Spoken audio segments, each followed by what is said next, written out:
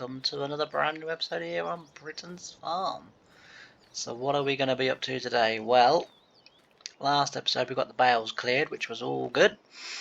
Now we're going to go on to the farm build.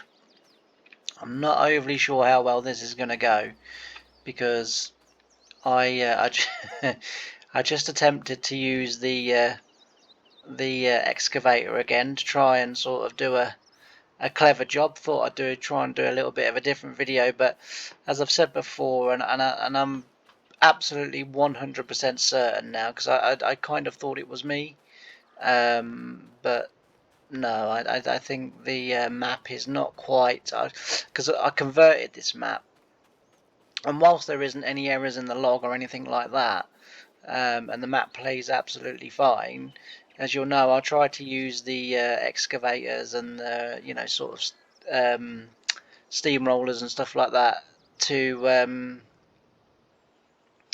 level this off and fill this in so that it got rid of the water and the dip, because this was the original way that we came in and out of the farm when the series first started, but it did really weird things to the terrain, and unfortunately when I got the excavator and just did a little trial square with not this field that we're running through, but with this field, and then it also did some very strange things with the terrain. I put it so that it would level with the road, so I stood the excavator on the road and then excavated that back towards me so as it made it level.